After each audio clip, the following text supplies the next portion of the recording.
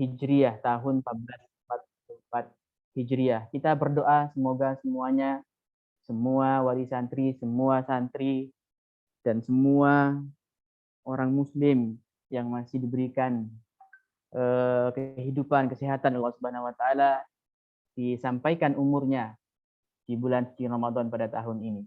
Kemudian salawat serta salam tidak lupa kita kirimkan kepada baginda Nabi besar Muhammad sallallahu alaihi wasallam. Semoga kita semuanya senantiasa mengikuti ajaran beliau, senantiasa mengikuti sunnah beliau hingga hari kiamat kelak. Amin. Amin ya rabbal alamin. Sebelumnya yang kami hormati dan kami muliakan Al-Ustadz Kiai Haji Dr. Muslih Abdul Karim selaku pengasuh Pondok Pesantren Baitul Quran Islamic School Yogyakarta. Kemudian yang kami hormati dan kami muliakan pula Al-Ustadz Haji Anwar Wahyudi SEMM selaku pembina manajemen. Kemudian Ustadz Sidoto SPDMT selaku ketua yayasan, Ustadz Wanuri SPDI, Kepala SMP Balkis Yogyakarta, dan Ustazah Mutia, Kepala SMA Balkis Yogyakarta. Tidak lupa salam takzim untuk seluruh Ustadz Ustazah dan seluruh wali santri dan seluruh santriwan santriwati Balkis Yogyakarta yang kami semuanya banggakan. Hadirin sekalian yang kami hormati, acara kajian Tarhib Ramadan dalam rangka menyambut bulan suci Ramadan dengan tema menyiapkan hati menyambut bulan suci Ramadan tahun ini akan kita mulai dengan susunan acara sebagai berikut. Acara yang pertama adalah pembukaan. Acara yang kedua pembacaan ayat suci Al-Quran. Acara yang ketiga adalah sambutan sekaligus pemaparan program Ramadan. Kemudian acara selanjutnya adalah penyampaian materi dan tanya jawab, dan acara yang terakhir adalah penutup.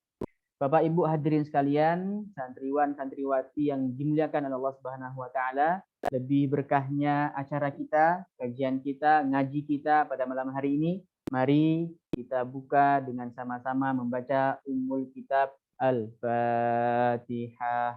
A'udzu billahi minasy syaithanir rajim. Bismillahirrahmanirrahim. Alhamdulillahi rabbil alamin. Ar-Rahmanir-Rahim. Maliki yaumiddin. Iyyaka na'budu wa iyyaka nasta'in. Ihdinas siratal mustaqim. Siratal ladzina an'amta 'alaihim ghairil maghdubi 'alaihim waladdallin. Amin. Semoga dengan bacaan Ummul Kitab Surah Al-Fatihah tadi menambah keberkahan acara kita pada malam hari ini. Bapak Ibu hadirin sekalian yang dirahmati Allah Subhanahu wa taala, kita beranjak ke acara selanjutnya, yakni pembacaan ayat suci Al-Qur'an, yang mana dalam hal ini akan dibacakan oleh Al-Ustadz Saifan Izzul Haq. Kepada Ustadz Saifan, waktu cukupnya kami silakan.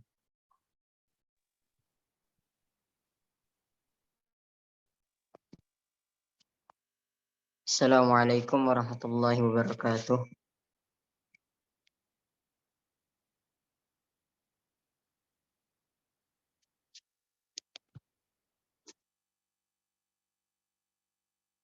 Cik. Assalamualaikum warahmatullahi wabarakatuh. Waalaikumsalam warahmatullahi wabarakatuh.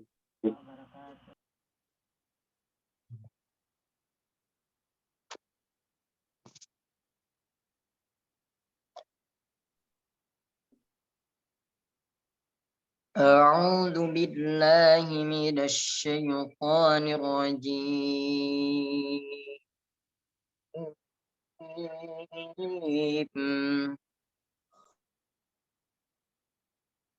Bismillahirrahmanirrahim.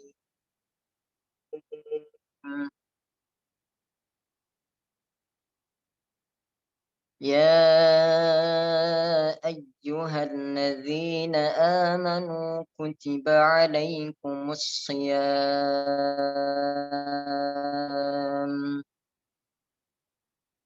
عليكم الصيام كما كتب على الذين من قبلكم لعلكم تتقون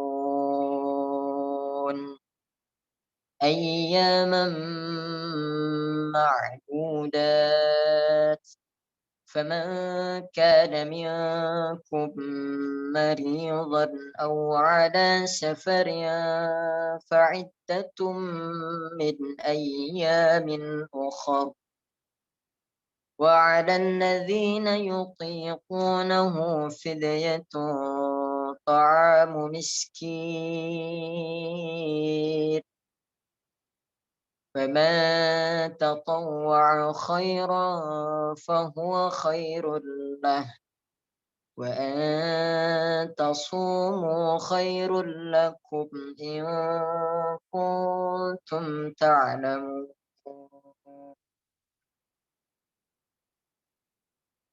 شهر رمضان الذي أنزل فيه القرآن هدى للناس وبينات من الهدى والفرقان فمن شهد منكم الشهر فليصمه ومن كان مريضا أو على سفر فعدة من أيام أخر يريد الله بكم اليسر ولا يريد بكم العسر ولتكملوا العدة ولتكبروا الله على ما هداكم ولعلكم تشكرون وإذا سألك عبادي عني فإني قريب أجيب دعوة الداع إذا دعاني فليستجيبوا لي وليؤمنوا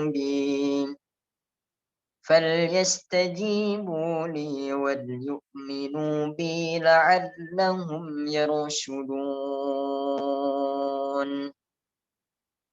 أحل لكم ليلة الصيام الرفث إلى نسائكم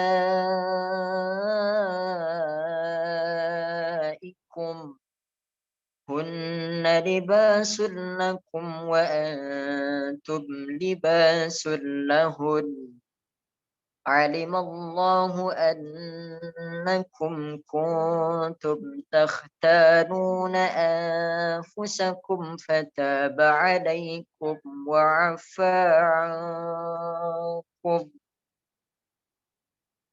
فالآن باشروهن وابتغوا ما كتب الله لكم وكلوا واشربوا حتى يتبين لكم الخيط الأبيض من الخيط الأسود من الفجر ثم أتموا الصيام إلى الليل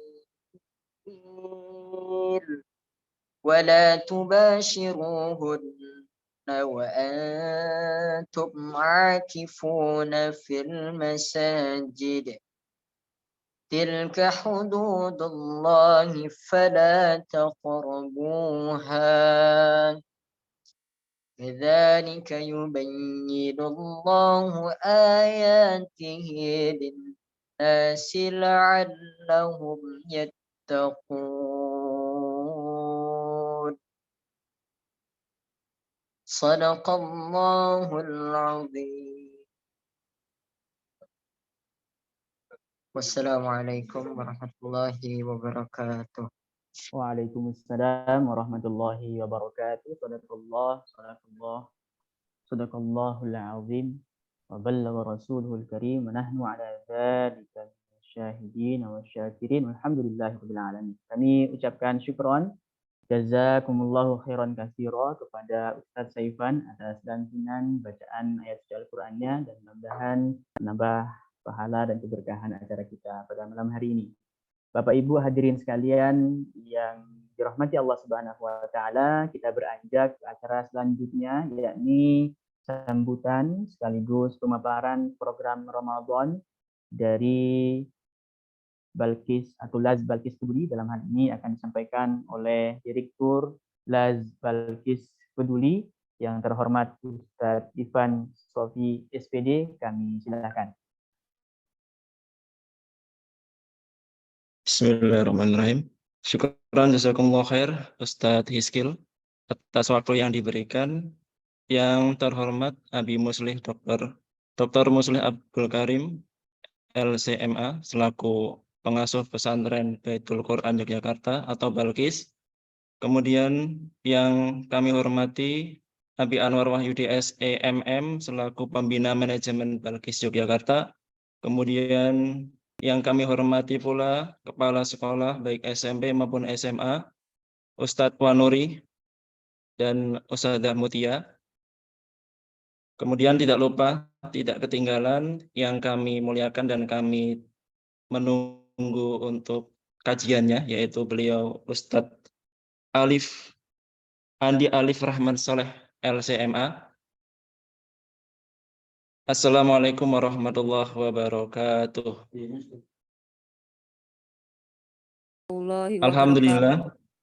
Alhamdulillah, segala puji bagi Allah, Rabb semesta alam, yang mana pada malam hari ini kita dipertemukan dalam suasana virtual atau online melalui Zoom meeting. Kemudian salawat serta salam tidak lupa kita curah limpahkan kepada beliau Nabi Muhammad SAW, yang mana kita senantiasa menunggu syafaat beliau besok di yaumul qiyamah kelak. Amin amin ya rabbal alamin. Baik, saya di sini perwakilan dari Las Balkis Peduli ingin sedikit memaparkan terkait dengan Las Balkis Peduli, kemudian program Ramadan di tahun ini 1444 Hijriah. Langsung saja, untuk Las Balkis Peduli sendiri itu merupakan lembaga amil zakat, lembaga amil zakat yang mana mempunyai tupoksi yaitu mengumpulkan kemudian mendistribusikan dana zakat, infak, sedekah yang disalurkan melalui kami. Kemudian alhamdulillah untuk Las Balkis Peduli ini sudah mendapatkan izin dari Kemenak maupun dari pemerintah pusat, yaitu Basnas pada umumnya. Basnas yang memberikan izin terkait dengan las di daerah maupun di provinsi. Alhamdulillah kita mendapatkan izin di tahun 2021, jadi sekarang di awal tahun ketiga kami untuk merintis bersama-sama terkait dengan lembaga amil zakat Balkis Peduli. Kemudian di lembaga amil zakat Balkis Peduli ini sendiri, sesuai namanya lembaga amil zakat, selain kita punya program untuk mengumpulkan maupun menyalurkan, kita juga punya program untuk mengedukasi terkait dengan zakat, infak maupun sedekah. Dan di program Ramadan ini kami mempunyai beberapa program yang mana semua program yang kami himpun mayoritas ini kita angkat dengan tema yaitu tentang Quran. Jadi tagline yang kita angkat di program Ramadan di tahun ini 1444 Hijriah yaitu tentang Al-Quran dengan tagline yaitu Back to Quran, ya. Yang mana tagline ini hadir atau muncul karena di bulan Ramadan merupakan, sebagaimana kita ketahui, bulan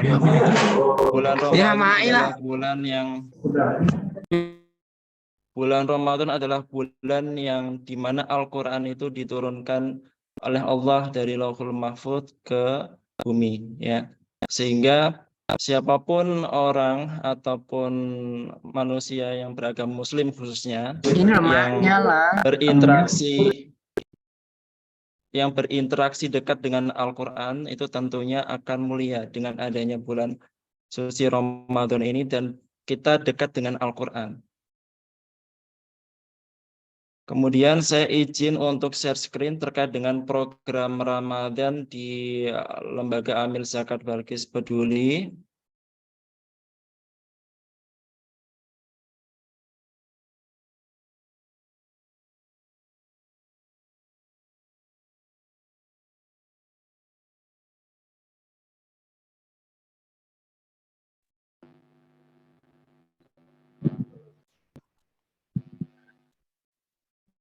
Ya, sudah muncul ya Bapak Ibu, Abi Umi dan adik-adik santri sekalian. Ini adalah program kita di bulan Ramadan di tahun ini 1444 Hijriah ya. Kita ambil tagline Back to Quran. Ramadan datang saatnya kembali ke Al-Quran. Kemudian ada satu ayat di dalam Belum surah muncul. Al-Baqarah ayat 185 bahwasanya Syahrul Ramadan alladzi unzila fihi al-Quran. Belum muncul, Ustaz. Oh, belum muncul. Baik, sebentar. Sebentar ya. Dibuka dulu.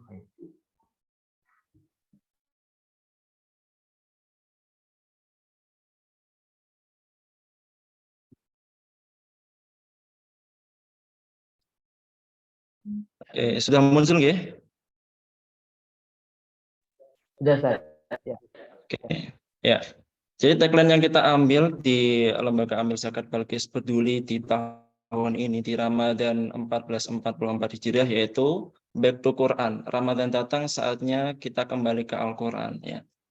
Dan bukan berarti di bulan Ramadan ini kita kembali ke Al-Quran dan di bulan yang lainnya tidak ya. Tapi di bulan Ramadan harapannya kita semuanya, khususnya santriwan santriwati Balkis atau keluarga besar Balkis ini semakin lebih dekat lagi dengan Al-Quran dengan adanya bulan Ramadan ini. Ya. Dalil yang kita ambil yaitu surah Al-Baqarah ayat 185 bahwa yang artinya beberapa hari yang ditentukan itu ialah bulan Ramadan. Bulan yang di dalamnya diturunkan permulaan Al-Quran sebagai petunjuk bagi manusia dan penjelasan-penjelasan mengenai petunjuk itu dan pembeda antara yang hak dan yang batil. Kemudian kita langsung lanjut ke program Ramadan saja. Ada 8 program kebaikan di bulan Ramadan yang kita canangkan dan ini semuanya mayoritas ada kaitannya dengan Al-Quran dan beberapa di antaranya ini berhubungan dan berkaitan dengan santriwan, santriwati Balkis ataupun dengan keluarga besar Balkis. Yang pertama yaitu program berbagi iftar Ramadan, ya seperti tahun-tahun sebelumnya. Setiap tahun di bulan Ramadan kita membagikan iftar Ramadan dari donasi yang kita kumpulkan. Yang memilih program iftar kita bagikan ke masjid-masjid binaan Las Balkis Peduli dan kita mengajak santriwan-santriwati khususnya yang tergabung dalam BES dan OSIS untuk membantu membagikan iftar Ramadan ini ya. Untuk paketnya 25.000. Kemudian yang kedua, Calling Quran, ini program baru bagi kami yaitu berupa layanan, kegiatan layanan belajar Al-Quran secara online. Jadi sifatnya gratis dan selain belajar membaca Al-Quran ataupun setoran hafalan Al-Quran, layanan ini juga termasuk di dalamnya motivasi Al-Quran dalam bentuk pesan WhatsApp. Meskipun gratis, kita tetap membuka untuk pendanaannya, yaitu 50.000 per paket, dan ini sifatnya tidak wajib. Kemudian untuk yang ketiga, tebar Quran.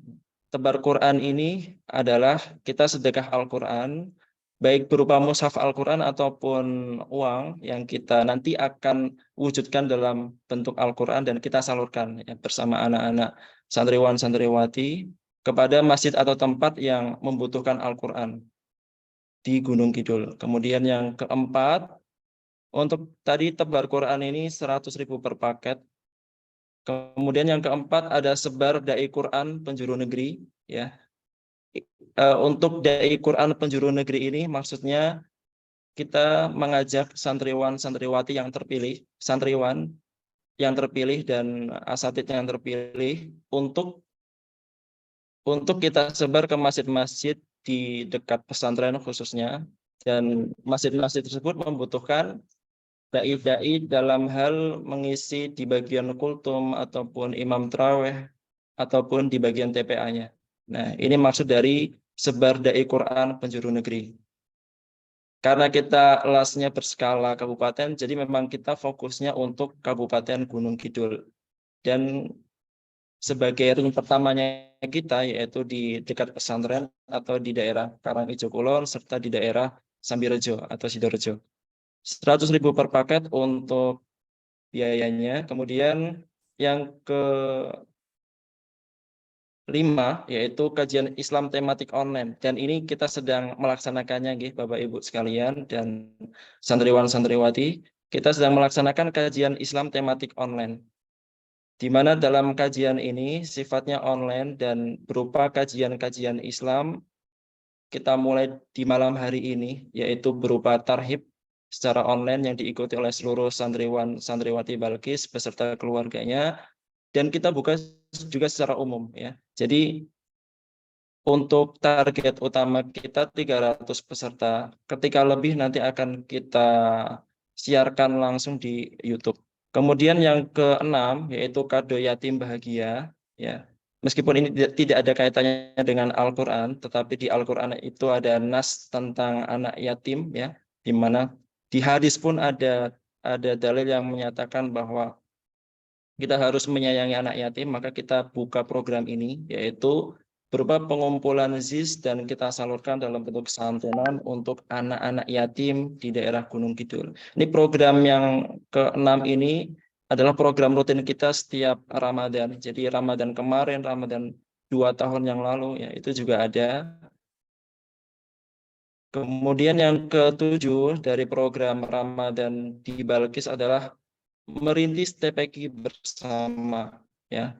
Untuk merintis TPQ bersama ini, target yang kita canangkan dahulu atau prioritasnya adalah di Masjid Al-Ihsan, di mana masjid ini adalah masjid terdekat di Pesantren Putra ya.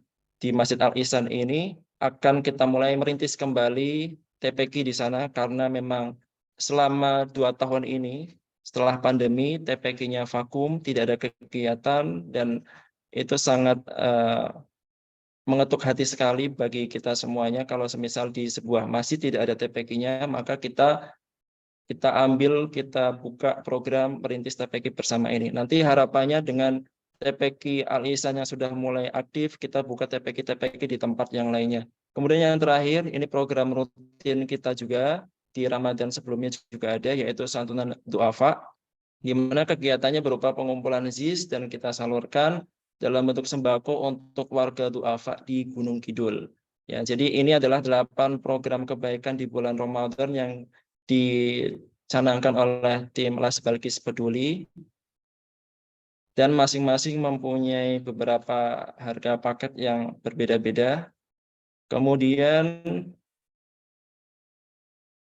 bagaimana cara berdonasinya? Cara berdonasinya dapat dikirimkan melalui transfer rekening, transfer bank ya. Dalam hal ini kita pakai Bank BSI dengan nomor bisa dilihat sendiri di slide ini.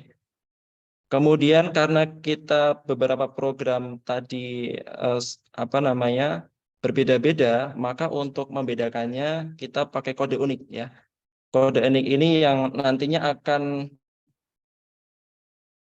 menentukan kira-kira dari sahabat kebaikan atau dari donatur ini akan memilih program yang mana ya. Dari program 1 sampai 8 itu masing-masing mempunyai kode unik dengan nomor 01 sampai 08 ya. Jadi kalau memilih program 1 atau program iftar, maka nominal yang terakhir diganti dengan 01, kemudian langsung dikirimkan ke nomor rekening di atas yang di sini, yang BSI ini, dan itu tanpa melalui konfirmasi sudah kita catat ya. Lebih baik lagi kalau semisal dicantumkan keterangannya itu nama donaturnya atau nama pengirimnya. Itu untuk mempermudah kami dalam mencatatkan di buku kami. Ya. Dan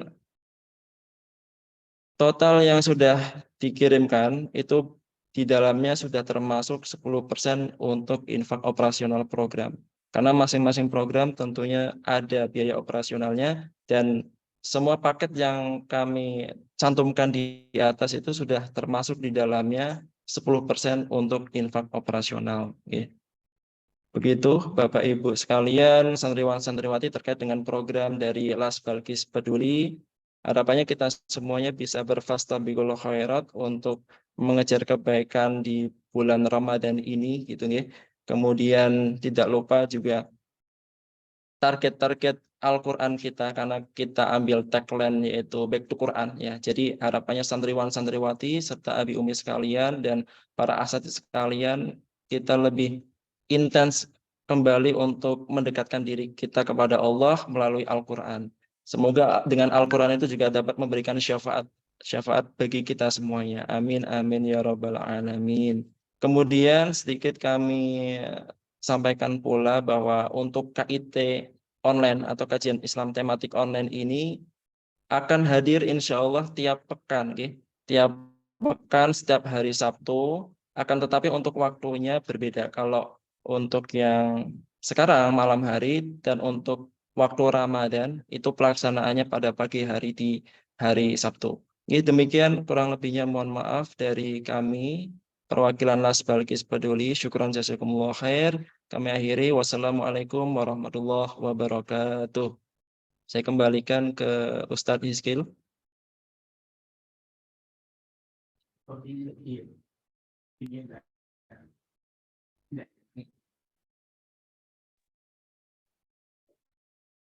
Kami ucapkan syukron jazakumullah khairan katsira kepada Ustadz Ivan Sofi yang telah memaparkan segenap program Ramadan yang mudah-mudahan nanti kita semuanya sempat untuk mengikuti dan insya Allah juga mengambil manfaat sekaligus mengambil peran yang banyak melalui Las Balkis Peduli ya Bapak Ibu hadirin sekalian. Bapak Ibu hadirin sekalian yang kami hormati dan dirahmati Allah Subhanahu wa taala, dalam sebuah syair dikatakan Ramadhanu tajalla wa batasama tuba lil abdi idza tanama. Ramadan telah menjelang dan tersenyum.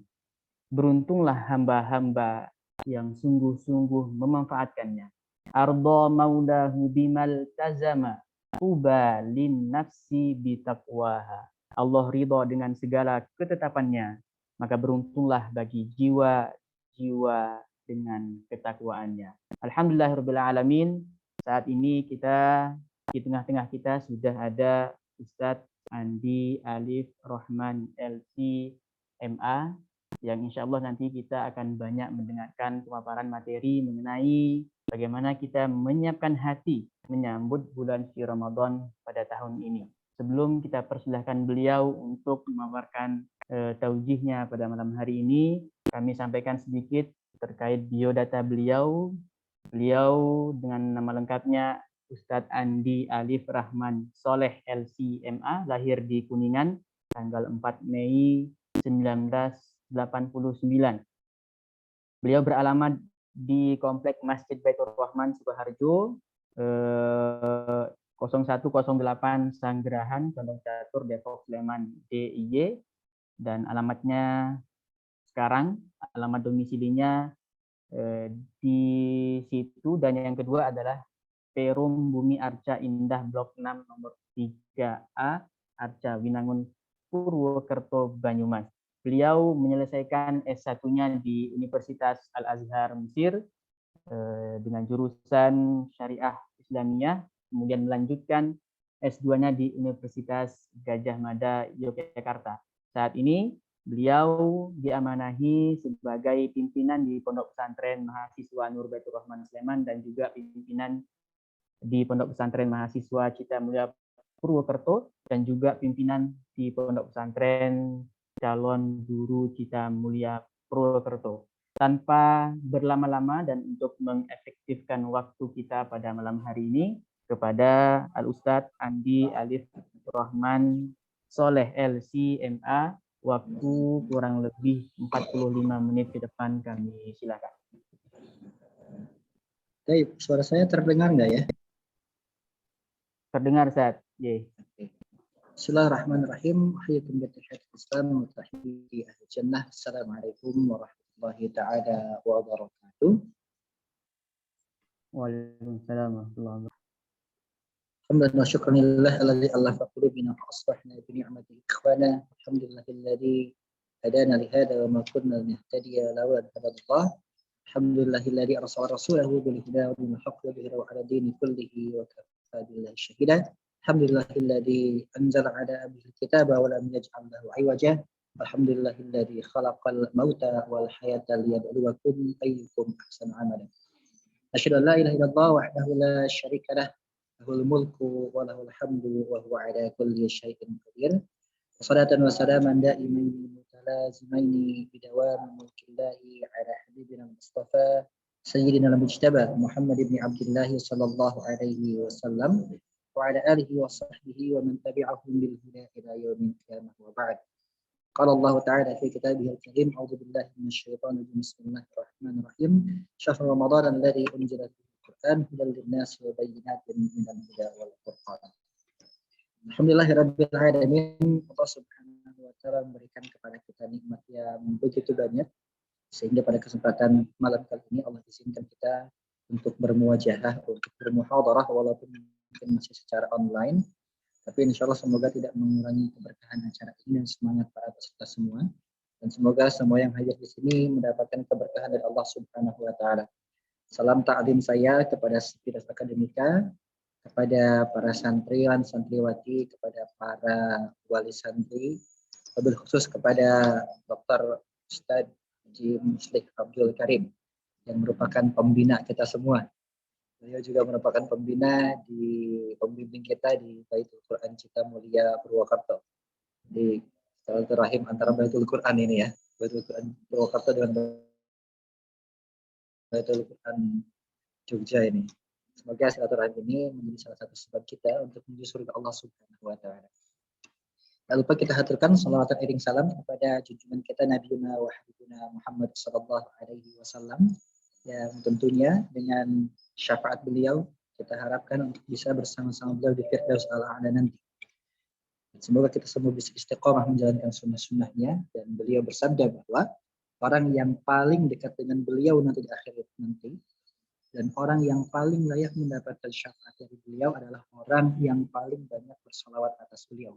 Maka jangan lupa untuk terus bersalawat menjelang salat, setelah salat, dalam doa-doa kita bersalawat kepadanya. Semoga semakin mendekatkan kita dengan syafaat uzma dan telaga al-kausar di akhirat nanti. Ya Allah ya Rabbal alamin. Para jamaah, Bapak, Ibu, Ustazah yang dirahmati oleh Allah Subhanahu wa taala, tidak terasa kurang lebih mungkin sekitar 5 atau 6 hari lagi ya kita menghadapi bulan suci Ramadan. Yang kalau kata Rasul, Ramadan itu merupakan tamu yang mulia.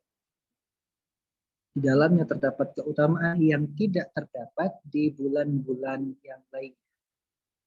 Bulan di mana dilipat gandakannya amalan. Ada sebuah riwayat memang menyebutkan kalau amal di bulan Ramadan itu amal sunnahnya itu dihitung sebagai amal yang wajib, dan amal yang wajib dikalikan 70 kali lipat.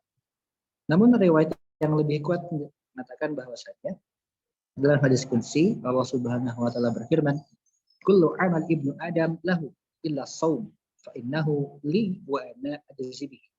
Setiap amal anak Adam itu akan kembali kepadanya. Artinya memang ada hitung-hitungannya ya. Seperti halnya dalam ayat wa man jaa bil hasanati falahu asyru amsalihha. Barang siapa yang berbuat kebaikan maka Allah lipat gandakan dengan 10 kali lipat. Atau ketika kita membaca Al-Qur'an maka setiap hurufnya dikalikan dengan 10 kebaikan. Sampai Rasul menegaskan wala aqulu alif lam mim harfun.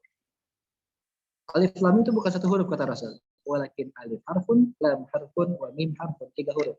Berarti kalau kita hitung-hitungan masalah pahala nih, alif lam mim dengan 3 hurufnya dikalikan 10 dengan 30 kebaikan. Jika kita membaca Yasin dengan 2 hurufnya berarti 20 kebaikan. Ketika kita membaca Bismillahirrahmanirrahim dengan 19 hurufnya, berarti kita mendapatkan 190 kebaikan. Bagaimana kalau kita membaca Al-Fatihah? Bagaimana kalau kita membaca An-Naba? Bagaimana kalau kita membaca Tabarok? Bagaimana kalau kita membaca Al-Baqarah? Betapa banyak pahala yang dilipat gandakan untuk kita dikalikan 10 kali lipat dalam setiap. Atau misalkan ketika seseorang itu berinfak di jalan Allah Subhanahu wa taala, dalam surat Al-Baqarah jelaskan dikalikan 700 kali lipat. Masalul ladzina yunfiquna amwalahum fi sabilillah kamithali habatin anbatat sab'a sanabila fi kulli sumbulatin mi'atu habbah. Dengan perumpamaan satu bulir yang menumbuhkan 7 cabang, di setiap cabangnya menghasilkan 100 bulir lagi. Artinya ada hitung-hitungannya. Ada pahala tertentunya gitu. Yang akan kembali kepada kita. Tapi kalau saum itu enggak. Saum itu pahalanya saking banyaknya, itu ternyata enggak ada batasannya. Bahkan dalam sebuah riwayat, Talha bin Ubaidillah ini pernah bermimpi tentang 2 orang temannya, 2 orang sahabatnya yang lebih dahulu meninggal. Nah, kisahnya 2 orang sahabatnya ini, suaranya kecil ya. Kayaknya mendingan nggak pakai headset. Ustaz, mungkin nggak pakai headset. Apakah ada PPT nggak Ustaz, Afwan? Saya dekatkan saja ya. Baik, saya kembali ulangi lagi bahwa suatu ketika Talhah bin Ubaidillah itu pernah bermimpi. Dalam mimpinya bermimpi tentang 2 orang sahabat yang telah meninggal lebih dulu. 2 orang sahabat ini atau temannya Talhah ini sama-sama berjuang dalam sebuah peperangan. 1 orang sahabatnya itu syahid di medan perang. Sementara 1 yang lainnya selamat dan meninggal setahun kemudian. Namun meninggalnya tidak di medan perang.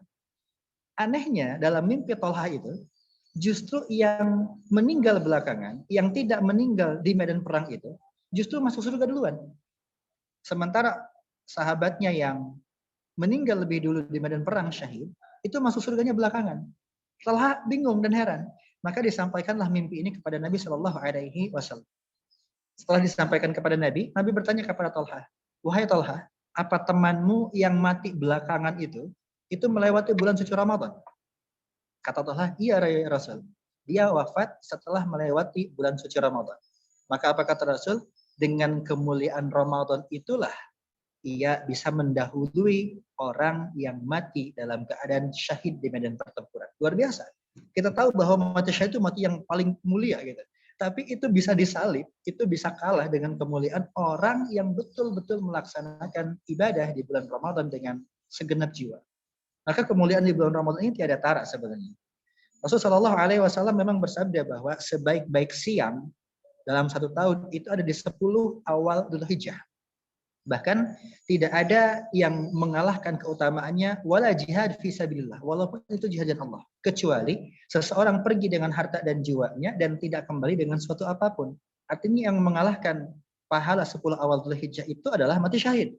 Namun dalam hadis riwayat Allah tadi, mati syahid pun masih kalah dengan pahala di bulan Ramadan. Artinya keutamaannya sangat-sangat luar biasa. Itulah kenapa para sahabat itu begitu merindukan Ramadan. Bahkan mereka terbiasa untuk menyiapkan diri setengah tahun sebelum Ramadan. Rasul itu paling banyak melaksanakan puasa sunnah. Itu di bulan apa? Di bulan Sya'ban. Demi persiapan untuk menghadapi Ramadan. Karena Ramadan bulan yang sangat luar biasa. Bulan Al-Quran. Syahrul Ramadan alladzi unzila fihil Quran.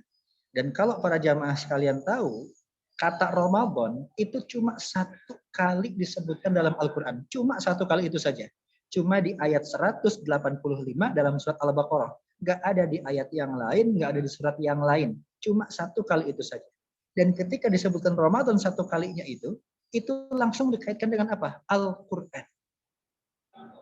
Maka disebut Syahrul Quran. Karena memang Al-Quran itu diturunkan di bulan Ramadan.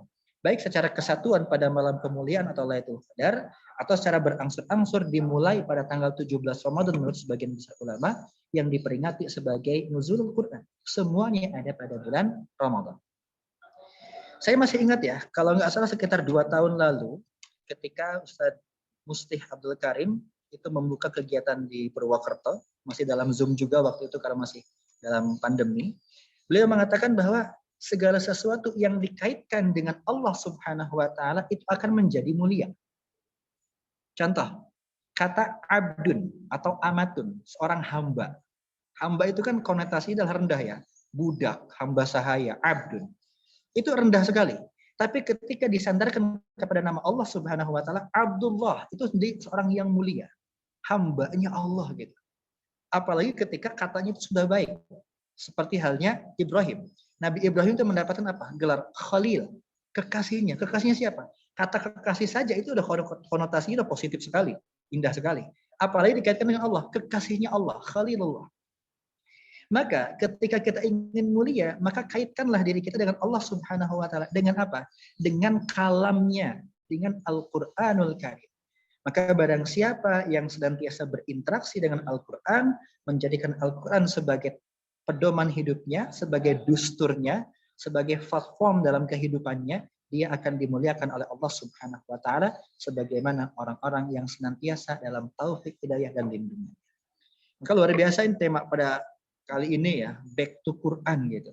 Jangan sampai kita meninggalkan Al-Quran. Dalam surat Al-Anfal ayat 25 kan, dalam surat Al-Furqan ya, ayat ke berapa itu 40 kalau nggak salah. Nah, Nabi SAW mengadu kepada Allah Subhanahu wa taala. Waqala Rasulullah ya Rabbi inna qawmi ittakhadhu hadzal Qur'ana mahjura. Quran itu ditinggalkan. Dan Rasul ngadu kepada Allah Subhanahu wa taala, kok bisa Quran ditinggalkan? Imam Ibnu Katsir menjelaskan maksud Quran ditinggalkan adalah ketika tidak mau membaca Al-Quran, maka dia telah meninggalkan Al-Quran. Man lam yaqra'il Quran faqad hajaral Quran. Wa man qara'a al-Qur'ana wa lam yatadabbar ma'nahu faqad hajaral Quran. Barang siapa yang membaca tapi enggak mau mentadaburinya, enggak mau memahaminya, maka dia pun telah meninggalkan Al-Quran. Kemudian barang siapa yang membaca man qara'al Qur'ana wa tadabbara ma'nahu wa lam ya'mal bihi, dia baca, dia paham tapi enggak mau mengamalkan, dia pun telah meninggalkan yang namanya Al-Qur'an. Maka jadikan Ramadan sebagai ajang kita untuk kembali berinteraksi dengan Al-Qur'an karena Al-Qur'an merupakan syafaat. Iqra'ul Qur'an fa innahu ya'ti yaumal qiyamah syafi'an li ashabihi. Sebagai syafaat untuk ahli Quran nanti pada hari kiamat. Kembali kepada kemuliaan Ramadan, selain dengan bulan yang penuh dengan kemuliaan, amalan dilipat gandakan, bulan Al-Quran, Allah Subhanahu wa taala itu membuka pintu surga selebar-lebarnya, Allah membuka pintu neraka serapat-rapatnya, saking banyaknya kebaikan dan kesempatan beramal soleh pada bulan Ramadan ini. Bahkan dalam hadis dikatakan apa? Wasuffidatisy syayatin. Setan-setan itu dibelenggu. Mungkin ada yang nanya, Ustaz, katanya setan dibelenggu, Ustaz. Kok masih ada penampakan sih, Ustaz? Katanya setan dibelenggu, Ustaz. Kok masih ada yang gentayangan sih, Ustaz? Katanya setan dibelenggu, Ustaz. Kok masih ada yang kesurupan sih, Ustaz? Nah, ini harus tahu dulu ya, maksud dibelenggu setan itu seperti apa. Gini loh. Allah Subhanahu wa taala itu menciptakan makhluk yang banyak dengan jenisnya dan karakteristiknya masing-masing. Ada yang Allah ciptakan makhluk itu tidak bernyawa, seperti halnya batu, gunung, planet, angin, air, api, itu enggak bernyawa. Tapi semuanya bertasbih kepada Allah Subhanahu wa taala, yusabbihu lahu ma fis samawati wa ma fil ardh. Ada juga Allah yang ciptakan makhluk itu bernyawa. Nah, ini juga dengan karakteristiknya. Ada yang tampak dan kasat mata, ada yang tak tampak dan tak kasat mata. Yang tampak dan kasat mata seperti halnya tumbuhan, hewan, atau manusia, itu makhluk kasat mata terlihat langsung jelas. Yang tak kasat mata, itu juga ada yang kita sebut sebagai makhluk gaib. Ada yang namanya malaikat. Malaikat berbentuk enggak? Berbentuk. Ada wujudnya. Kalau kata Nabi SAW, malaikat Jibril itu tingginya menjulang ke angkasa. Bentangan sayapnya dari ujung timur ke ujung barat, saking lebarnya. Mempunyai 600 sayap, sekali mengepakkan sayapnya tembus langit ke-7. Berarti ada bentuknya. Makhluk yang lain adalah makhluk gaib yang disebut sebagai jin yang Allah ciptakan dari api. Wal jannah khalaqnahu min qabli min naris samum. Kenapa disebut makhluk gaib? Karena kita nggak bisa ngelihat. Ada nggak bentuknya? Ada. Cuma kita nggak tahu bentuknya seperti apa dan nggak usah cari tahu bentuknya seperti apa. Sekalinya tahu mungkin nggak bisa tidur malam-malam, kebawa mimpi dan seterusnya. Tapi ada bentuknya gitu loh. Nah, ada juga makhluk Allah tak kasat mata dan nggak berbentuk, nggak ada bentuknya. Contoh, rasa. Rasa sakit, rasa bahagia, rasa sedih, ada nggak? Ada. Itu makhluk Allah Subhanahu wa taala, ciptaan Allah. Tapi nggak ada bentuknya. Bagaimana bentuk rasa sakit? Merah, kecil, besar kan nggak ada. Pula makhluk Allah yang lain tak kasat mata, tak bisa dilihat, tapi ada. Namanya sifat. Ada sifat penyayang, ada sifat malas, ada sifat rajin, ada sifat berani, penakut. Itu semuanya sifat. Dan ternyata asyaitanu huwa sifat. Setan itu adalah sifat yang merupakan perwujudan dan manifestasi dari hawa nafsu. Maka setan ini bisa ada dalam diri jin maupun dalam diri manusia. Karena jin dan manusia selain punya hati juga punya nafsu. Hati dan nafsu ini akan selalu berperang sampai manusia itu menemui ajalnya. Ketika hatinya menang, maka dia akan melaksanakan amal soleh. Namun ketika hatinya kalah dengan nafsunya, maka dia akan melaksanakan perbuatan buruk syaitaniyah. Dia dikuasai oleh nafsunya, dikuasai oleh setannya. Nah, yang dimaksud dengan setan dibelenggu adalah kita mengekang, kita menahan hawa nafsu kita. Seolah-olah kita memenjarakan setan kita. Maka orang yang berpuasa dengan baik, karena puasa itu secara makna adalah al-imsak, menahan diri, maka dia akan menahan dirinya, menahan hawa nafsunya, supaya tidak menguasai dirinya dengan melakukan perbuatan-perbuatan tercela maupun kemaksiatan. Maka disebut dia memenjarakan setannya. Ada juga orang yang membebaskan setannya, dibiarkan dirinya dikuasai oleh nafsunya. Maka jangan heran, mohon maaf, kalau siang-siang masih ada orang pada bulan Ramadan makan minum terang-terangan. Itu namanya apa? Setan yang berbentuk manusia. Ada juga setan yang berbentuk jin, minal jinnati wan nas. Nah, kalau yang penampakan-penampakan itu sebenarnya bukan setan. Itu adalah golongan bangsa jin yang jahil. Yang disebut dalam bahasa Indonesia itu hantu gitu loh. Dan hantu di Indonesia itu jenisnya banyak banget ya. Wah, tiap daerah punya gitu. Kan kalau di luar negeri kan paling satu negara yang terkenal satu ya. Kayak Mesir yang terkenalnya mumi. Di Amerika yang terkenalnya zombie, katakan seperti itu. Atau di Cina misalkan yang terkenalnya itu vampir yang suka loncat-loncat gitu ya. Yang kalau ditempelin kertas itu diam gitu. Itu film masa kecil saya itu dulu. Tapi kalau di Indonesia itu tiap daerah punya loh. Ada hantu jeruk purut lah, ada terowongan Casablanca lah, ada hantu apa. Dengan berbagai macam jenisnya. Ada yang kecil, mungil, botak, suka nyari duit. Sampai dengan yang tinggi menjulang.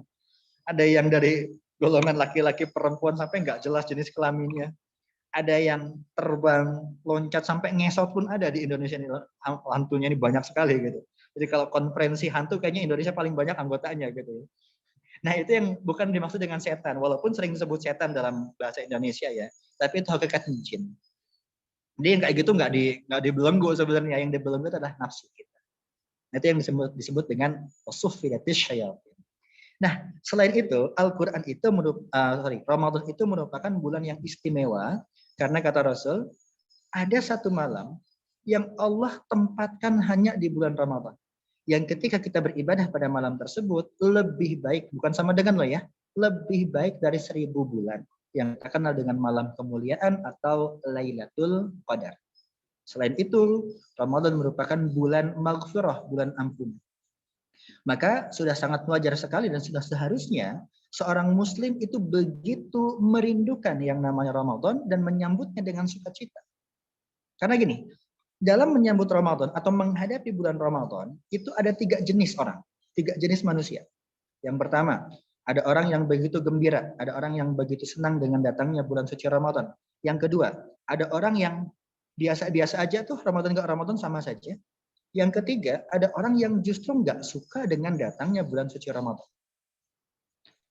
Muslim yang baik adalah muslim yang begitu merindukan. Kenapa? Di bulan ini kesempatan untuk mendapatkan kemuliaan yang luar biasa yang tidak bisa didapatkan di bulan-bulan selain Ramadan.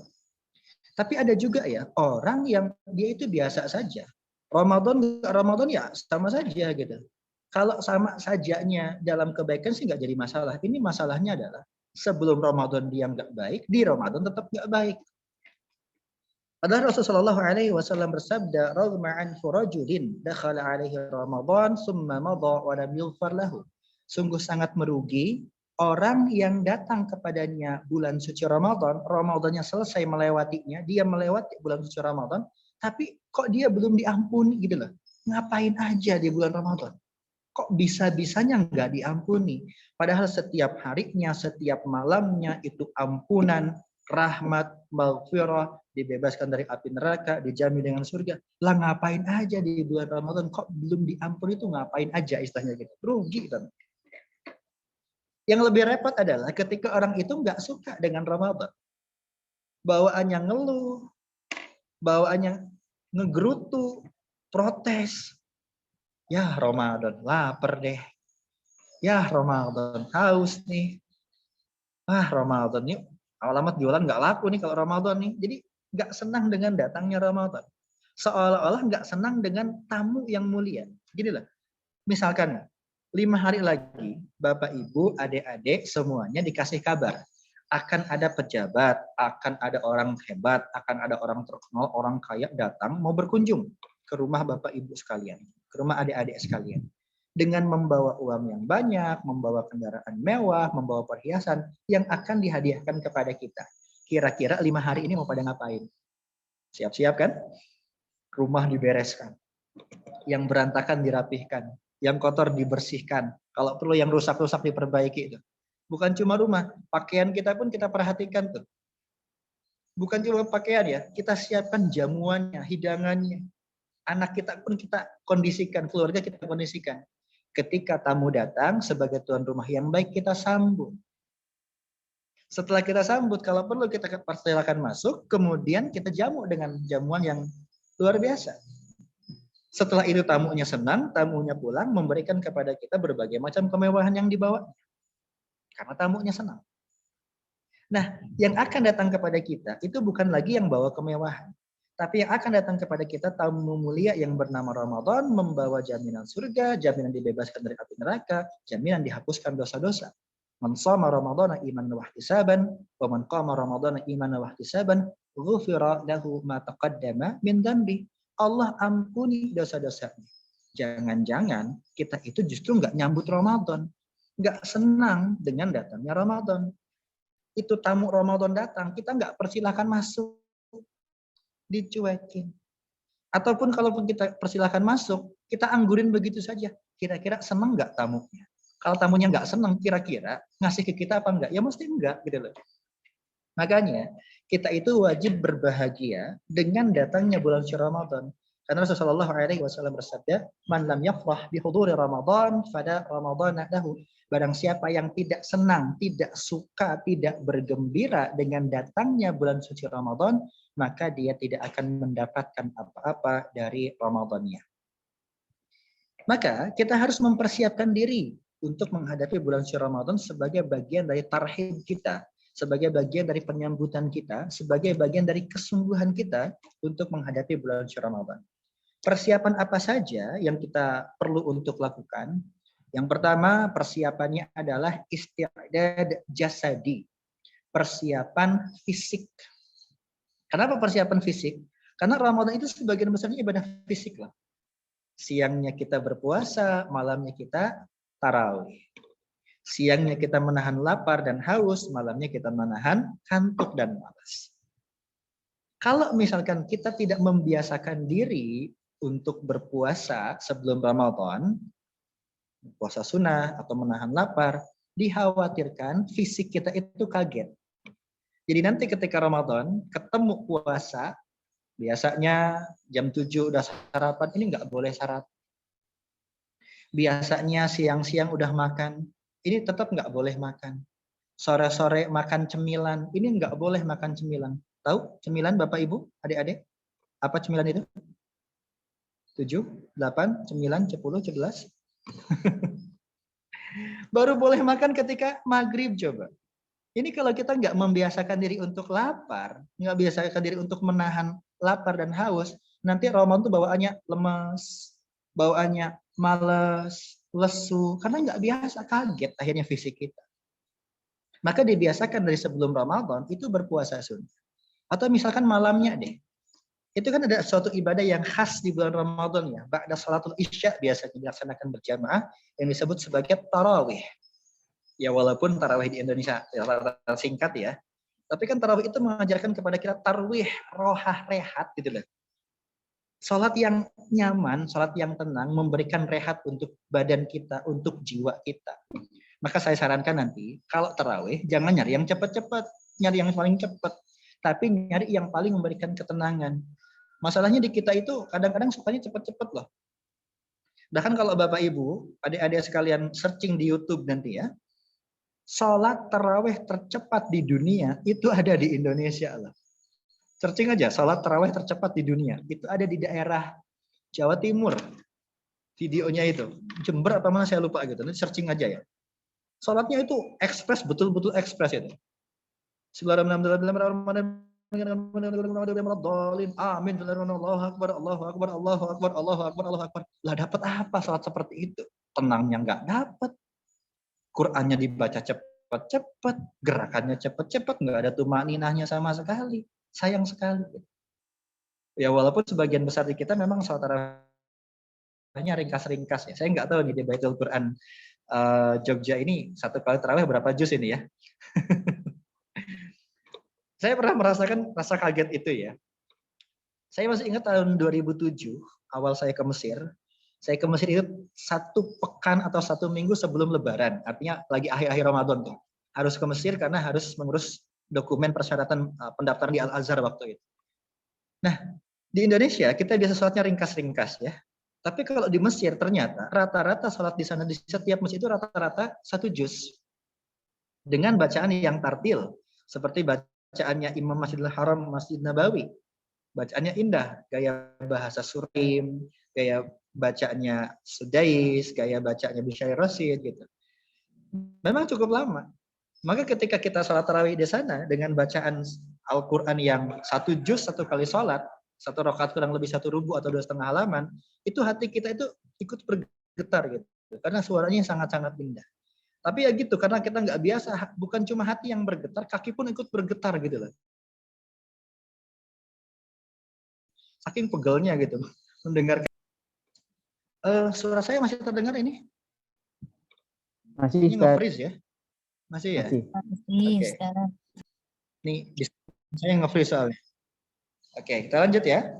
Jadi itu persiapan fisik yang perlu kita siapkan supaya kita tidak kaget untuk beribadah di bulan Ramadan. Itu yang pertama, isti'dad jasadi. Yang kedua, selain persiapan fisik adalah isti'dad mali, persiapan finansial atau persiapan harta kita. Loh, katanya Ramadan itu ibadah jasadiyah. Kenapa harus persiapan harta? Jangan lupa, Ramadan itu adalah bulan untuk beramal, syahrul amal. Amalan dilipat gandakan. Dan kalau Bapak Ibu tahu, jamaah tahu, amal yang paling utama selain amal yang istiqomah adalah amal yang memberikan kebermanfaatan untuk orang lain. Dalilnya jelas, khairun nas anfa'uhum linnas. Sebaik-baik manusia adalah yang paling banyak memberikan kebermanfaatan kepada orang lain. Dan biasanya yang paling banyak memberikan kebermanfaatan itu adalah bantuan berupa materi. Karena gini ya, ada beberapa permasalahan yang tidak bisa diselesaikan kecuali dengan materi, kecuali dengan harta. Contoh, orang lapar nih. Apa selesai laparnya dengan dinasehatin? Orang lapar dinasehatin. Nggak hilang laparnya, yang ada mungkin tambah lapar, yang ada malah emosi. Orang lapar itu selesai laparnya ketika dikasih makan. Dan yang namanya makanan itu butuh uang untuk membeli. Nah itu maksud saya adalah gunakan harta kita untuk beramal soleh di bulan Ramadan untuk berbagi. Karena emang yang namanya puasa itu mengajarkan kepada kita untuk bersimpati, juga untuk berempati kepada saudara-saudara kita yang mungkin sepanjang tahun lebih banyak laparnya dibandingkan kenyangnya. Kalau kita mungkin lebih banyak kenyangnya dibandingkan lapar. Kita mungkin akan bertanya, besok buka pakai apa ya? Sahur pakai apa ya? Jadi karena banyak pilihannya gitu. Sementara saudara-saudara kita mungkin pertanyaannya beda. Besok buka enggak ya? Besok sahur enggak ya? Saking enggak adanya mereka. Maka kita dituntun untuk apa? Untuk banyak berinfak, bersedekah. Bahkan zakat pun, zakat fitrah itu ada di mana? Di bulan Ramadan. sebagai bentuk bahwa kita butuh persiapan finansial. Bukan untuk foya-foyanya, bukan untuk makan-makan besarnya, tapi untuk berbagi dengan sesama. Maka saya apresiasi ya, Laz dari Balkis ini menjadi salah satu wadah untuk menyalurkan nanti para jamaah yang mungkin nanti akan berdonasi ataupun beramal dengan hartanya di bulan Ramadan. Itu persiapan yang kedua, isti'dad mali. Yang ketiga adalah isti'dad ilmi, persiapan pengetahuan. Loh kenapa ini penting? Gini loh, yang namanya ibadah, syarat diterimanya itu cuma dua, mungkalih. Yang pertama adalah ikhlas, yang kedua adalah sesuai dengan tuntunan. Dan kalau kita ingin ibadah sesuai dengan tuntunan, maka harus tahu caranya, harus tahu ilmunya. Apalagi sebagian ibadah itu adalah ibadah mahdhah yang Allah tentukan. Maka kita harus tahu tata caranya seperti apa, ketentuannya bagaimana. Karena ibadah itu ada karakteristiknya, ibadah itu ada ketentuannya, ibadah itu ada pakemnya. Tahu pakem Bapak Ibu? Itu loh yang samping cangkringan tuh loh, namanya pakem tuh loh. Ada ketentuannya, jadi nggak bisa sembarangan. Mesti pernah dengar ya, yang namanya ilmu tanpa amal itu lumpuh. Banyak ilmunya tapi nggak diamalkan, ya nggak jadi apa-apa gitu loh. Tapi amal tanpa ilmu itu buta. Dia bisa jalan, dia bisa berlari, tapi nabrak sana sini. Kenapa? Karena nggak ada tuntunannya, nggak sesuai dengan yang diajarkan. Oleh karena itu kita harus tahu bagaimana cara ibadah yang baik dan benar biar ibadah kita diterima. Tahu ilmunya, contoh misalkan puasa itu mulai dari kapan sih? Oh ternyata dari subuh sampai dengan maghrib. Subuh itu tandanya apa? Ternyata subuh itu tandanya adalah terbitnya sang fajar. Ingat, bukan terbitnya sang surya. Fajar dan surya beda. Fajar itu terbitnya itu masuk waktu subuh. Sementara terbitnya sang surya itu pertanda habis waktu subuh yang disebut sebagai syuruk. Kan beda. Harus tahu juga mulai puasa itu dari kapan. Apakah dari adzan subuhnya atau dari waktu imsaknya. Ternyata mulainya itu dari waktu subuhnya, bukan dari imsaknya. Seumur-umur saya di Arab itu nggak pernah mendengarkan imsak. Bapak Ibu sudah masuk waktu imsak, nggak ada.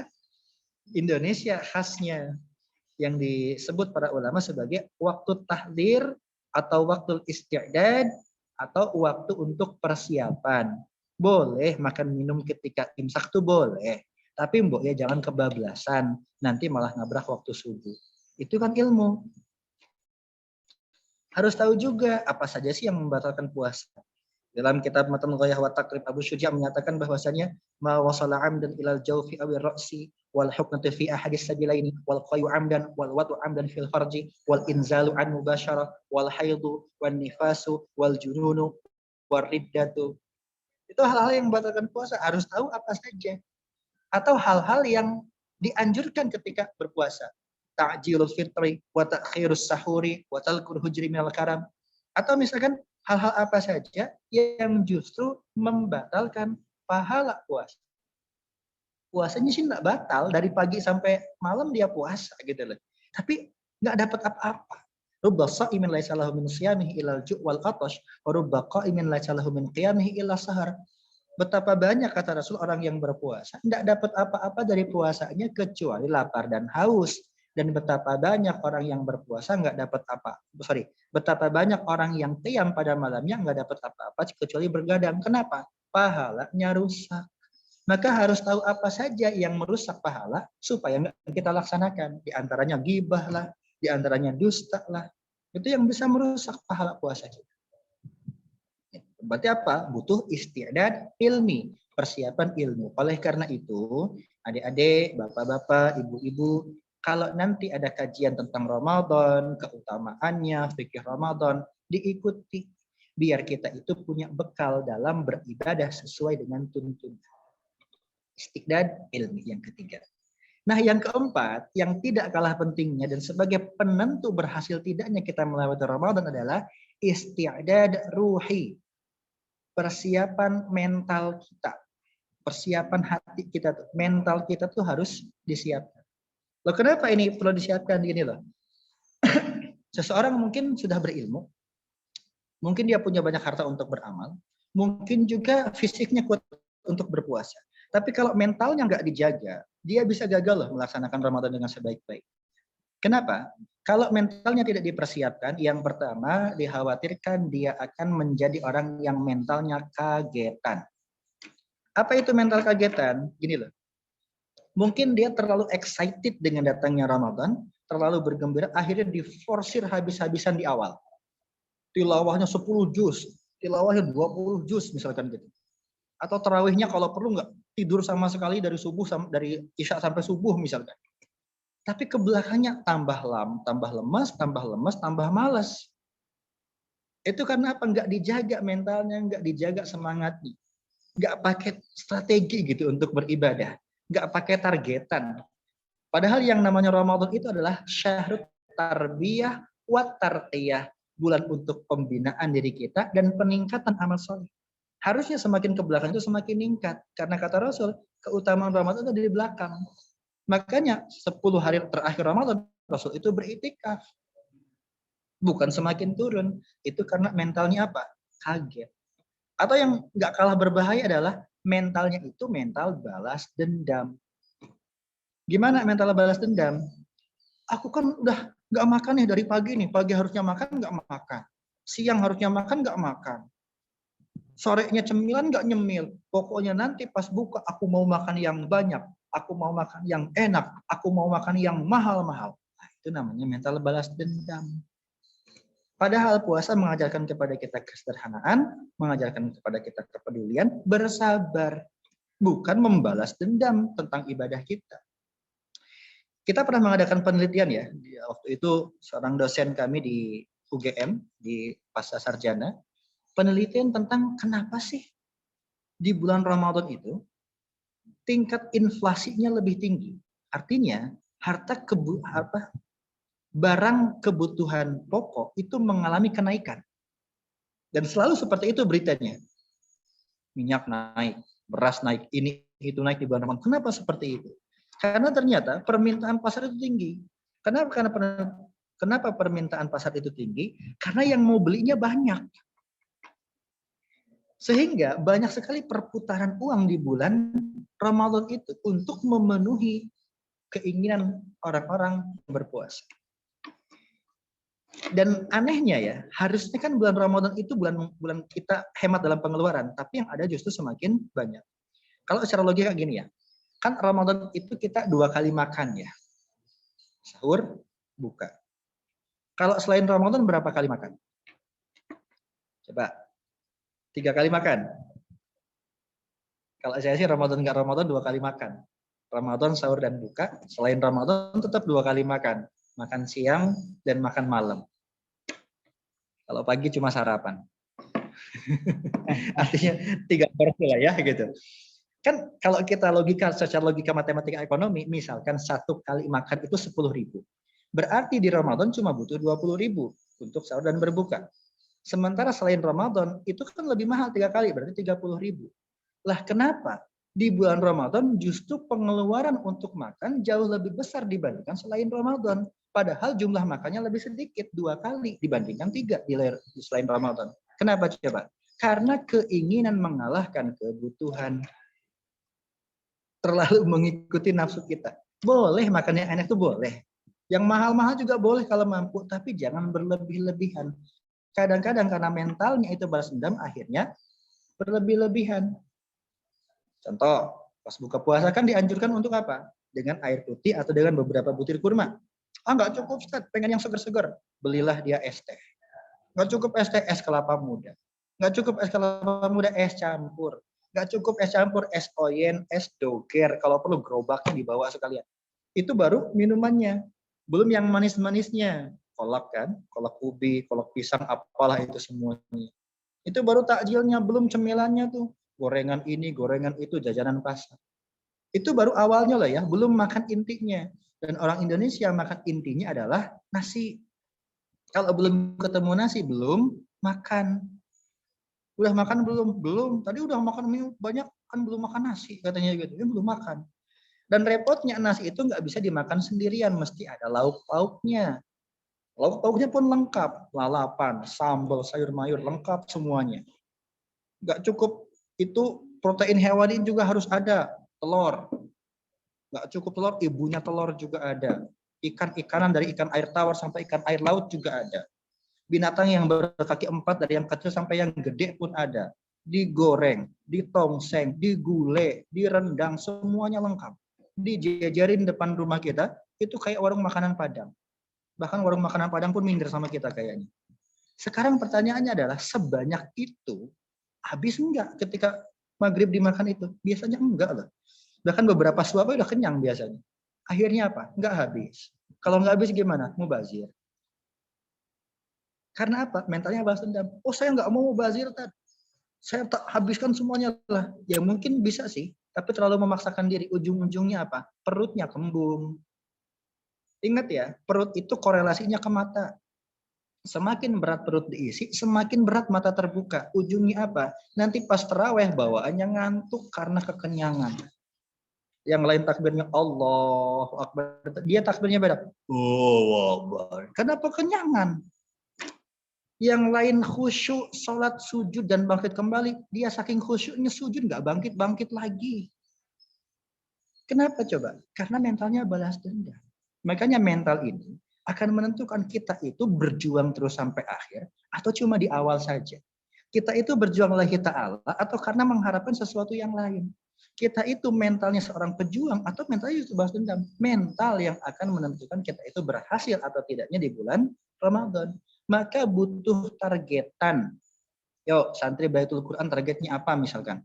Misalkan selama Ramadan minimal khatam 1 kali atau minimal khatam 2 kali. Itu targetnya yang harus dicapai.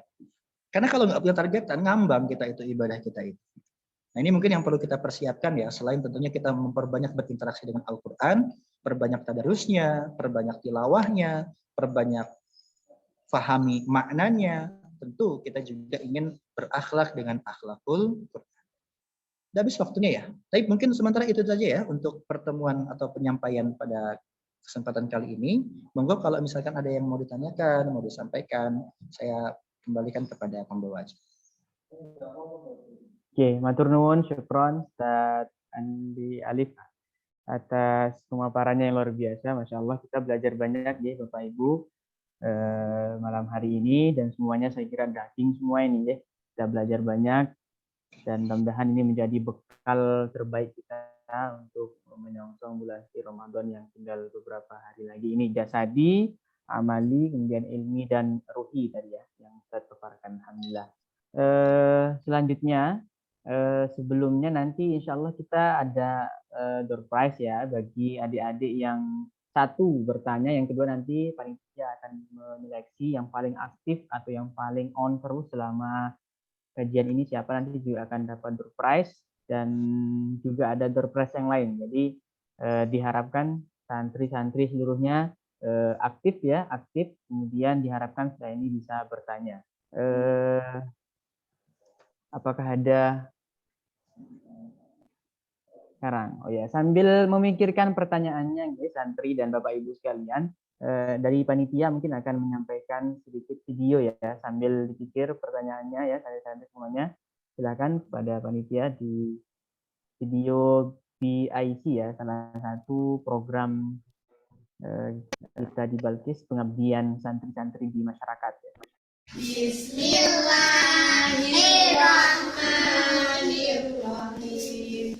Alhamdulillahirabbil alamin.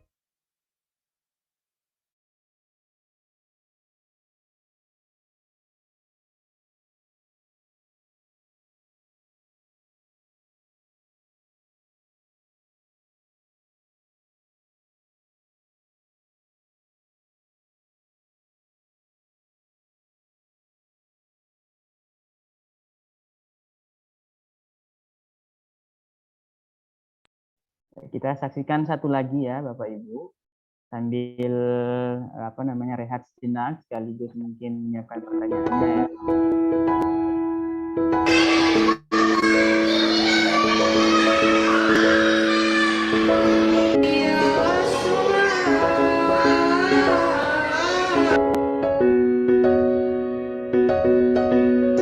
Assalamualaikum warahmatullahi wabarakatuh. Perkenalkan, kami remaja dari Masjid Lillahi Ta'ala dengan saya Risma Nur Abidah.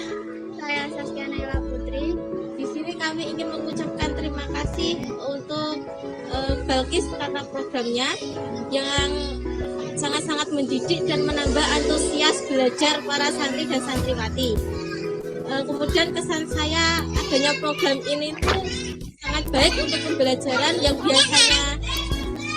biasanya itu para siswa dan para santri dan santriwati itu kayak nyeleneng, kayak bocor sendiri, itu kayak mendengarkan. Dan pesannya semoga sukses selalu untuk programnya dan tambah maju. Harapan saya untuk Balkis, semoga ada program seperti ini lagi biar membantu keantusiasan belajar santri dan santriwati.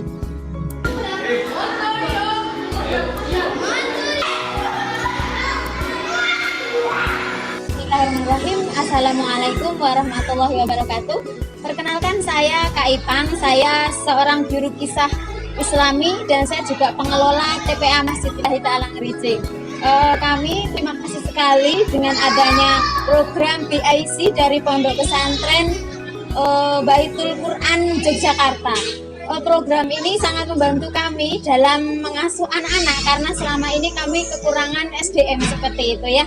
Dan kedepannya kami harap program BIC ini terus berlanjut. Pokoknya pesantren Baitul Quran keren dengan adanya BIC ini. Dan kalau bisa waktunya mungkin tidak hanya sepekan ya, mungkin seperti kakak.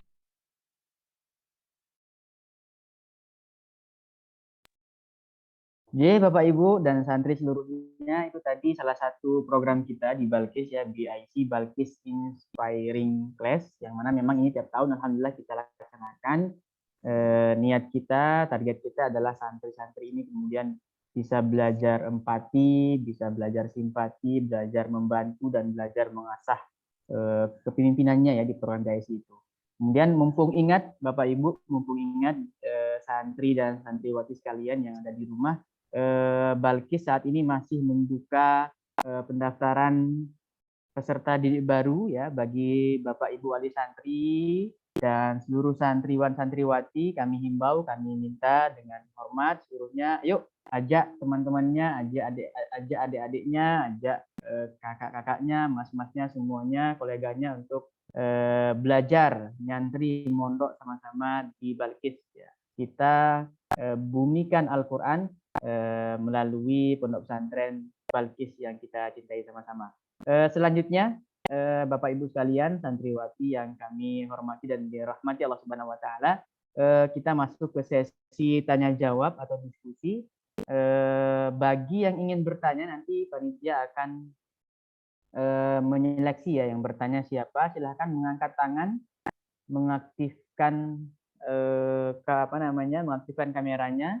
Silahkan. Yang pertama Mas Zaki ya, Mas Khairuz Zaki satu, kemudian yang lain coba tolong diseleksi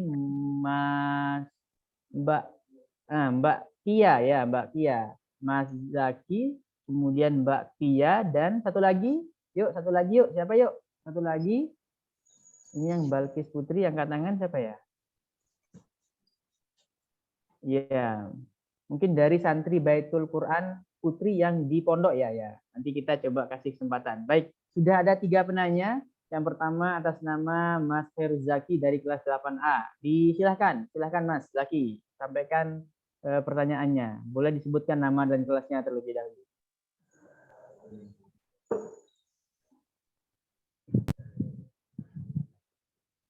Saya Herzaki dari kelas 8A ingin bertanya.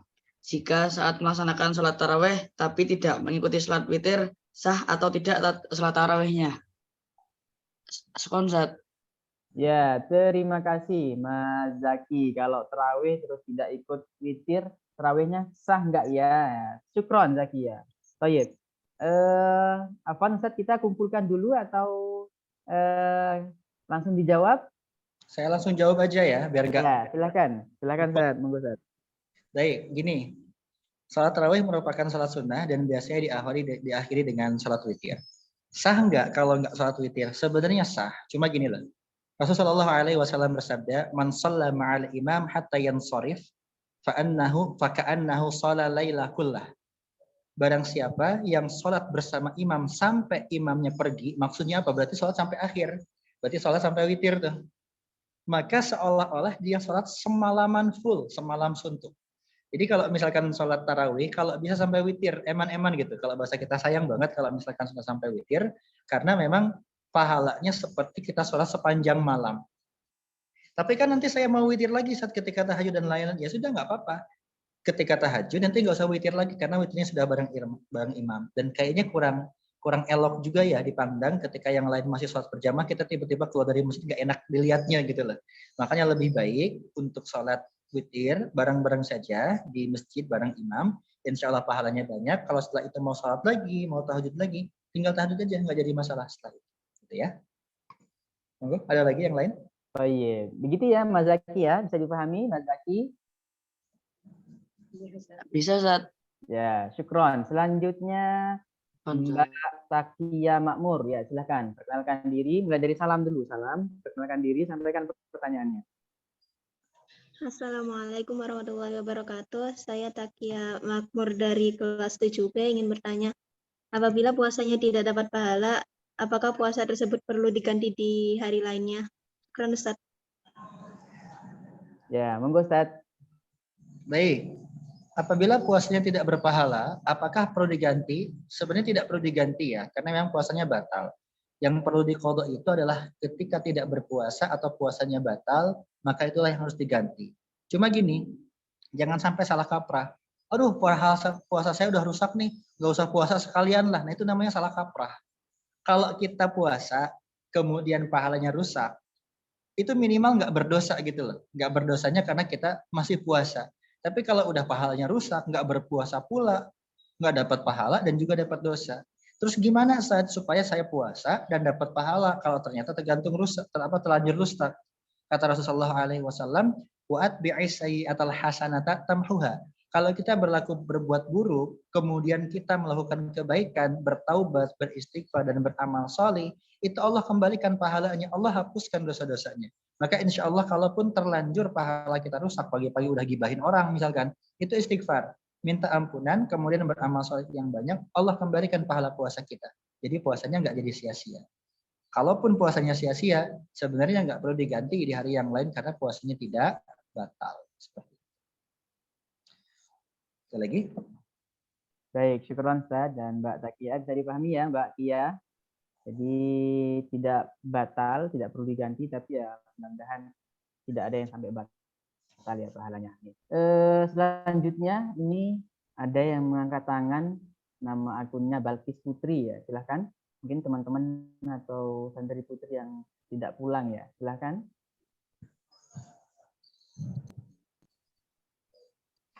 Ada nggak? Nah itu aja. Ya, oh rame banget. Yuk, ayo Mbak. Gak usah kenalan semua ya, satu aja perwakilan.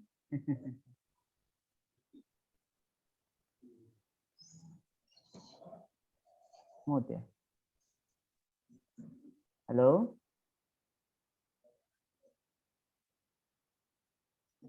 Ada suaranya ya?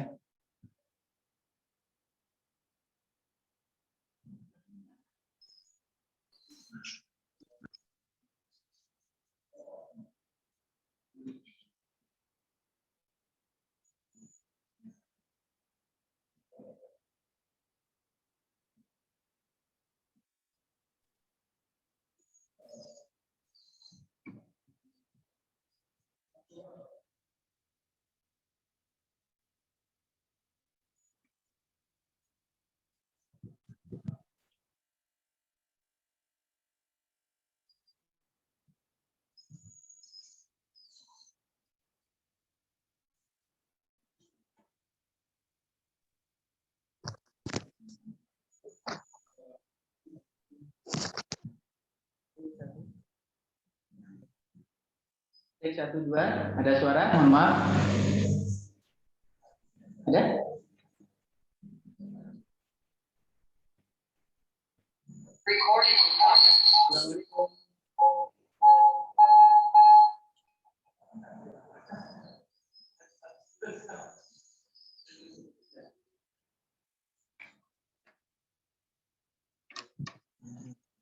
Assalamualaikum Ustaz. Afwan Ustaz, saya terkendala jaringan tadi Ustaz. Afwan. Ya. Santri yang sudah siap bertanya, disilakan untuk bertanya. Silakan mengaktifkan speakernya.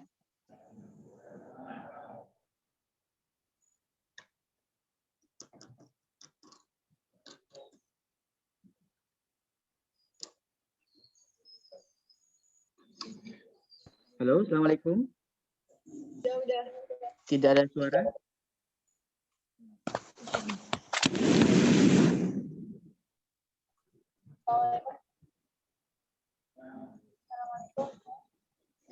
Ya, silakan. Perkenalkan, nama saya Sasmina Jahdayani. Jadi saya ingin bertanya Ustaz, tanda-tanda dari malam Lailatul Qadar itu. Ya. Kalau tidak salah dengar, tanda-tanda malam Lailatul Qadar. Itu pertanyaannya ya. Ya, tanda-tanda malam Lailatul Qadar ya. Itu kan Ustaz, tidak salah.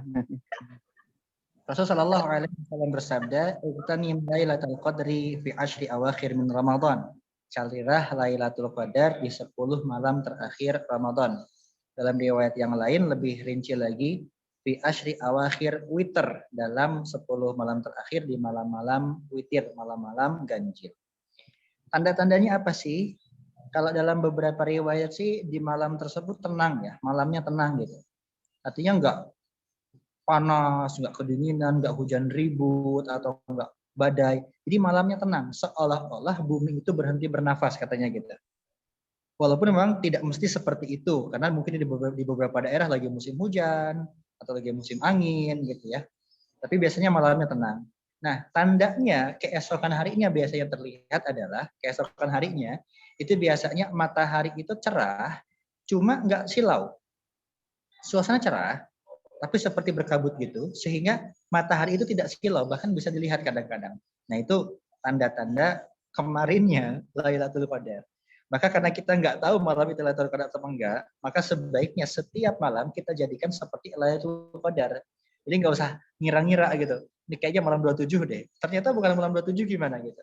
Makanya itu rahasianya kenapa Allah nggak kasih tahu tanggal tertentu, biar kita memanfaatkan setiap malam dengan baik di bulan Ramadan. Kalau setiap malam kita manfaatkan dengan baik, mesti ada satu malam yang nyangkut dengan Lailatul Qadar. Dan kita mendapatkan keutamaan di malam tersebut. Gitu ya. Baik, terima kasih Ustaz. Masih ada kesempatan 2 penanya. Silakan kepada mungkin di wali santri ya, di Bapak Ibu Ayah Bunda yang ingin bertanya disilakan. Atau dari Ustadz Ustazah. Masih ada 2 pertanyaan ya sebelum kita nanti kemudian tutup. Mohon panitia dibantu mengecek ada yang bertanya.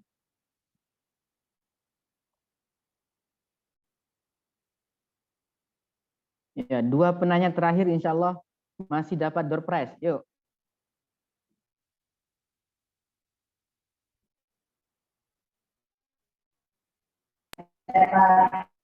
Dat, yang nggak pulang Dat. Ya, silakan. Yang tidak pulang ya. Silakan. Diwakili Mas Mumtaz ya. Silakan Mas.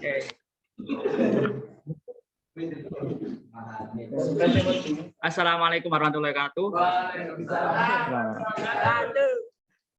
Perkenalkan, nama saya Mumtaz. Saya izin bertanya, apakah kalau kita sholat tarawih itu masih butuh sholat tahajud atau sudah bergabung dalam sholat tarawih, Ustaz? Begitu tak pernah saya. Syukran, wassalamualaikum warahmatullahi wabarakatuh. Waalaikumsalam warahmatullahi wabarakatuh. Masya Allah. Pertanyaannya, silakan Ustaz.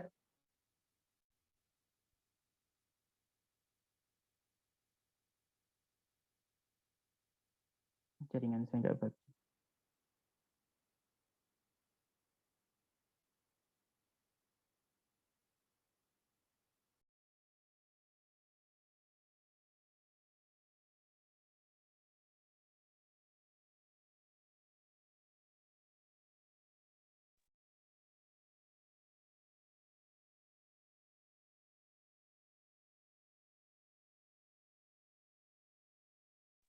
Ya, mohon maaf Ustaz, suaranya belum masuk ya, belum dinyalakan speakernya. Oh, kemute ya. Ya. Taib.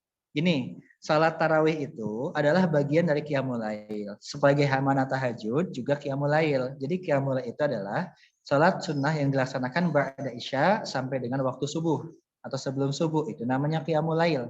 Walaupun dibedakan, kalau habis tidur biasanya disebut tahajud. Sebelum tidur biasanya disebut qiyamul lail, tapi semuanya memang qiyamul lail. Nah, karakteristik qiyamul lail adalah salat sunnah yang dilaksanakan tanpa ada batasan jumlah rakaat. Artinya, setelah tarawih mau qiyamul lail lagi, setelah tarawih mau tahajud lagi, boleh nggak? Boleh. Mau berapa rakaat pun boleh. Habis tarawih nggak qiyamul lail lagi, nggak tahajud lagi, ya silahkan, nggak jadi masalah. Tapi kalau habis tarawih mau tahajud lagi, silahkan saja. Karena tidak ada batasan jumlah rakaat. Seperti itu. Ada pertanyaan terakhir mungkin, silakan.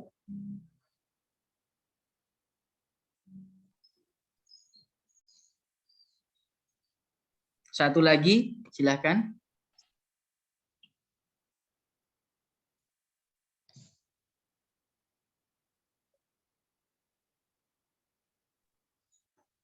Kita hitung mundur, 5, 4, 3,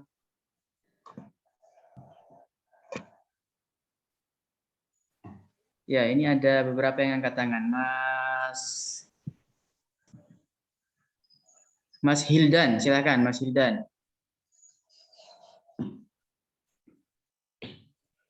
Assalamualaikum Mas Hildan, silakan. Terakhir ya. Waalaikumsalam. Mohon maaf, Kak, ini Ya. orang tua dari Mas Hidan.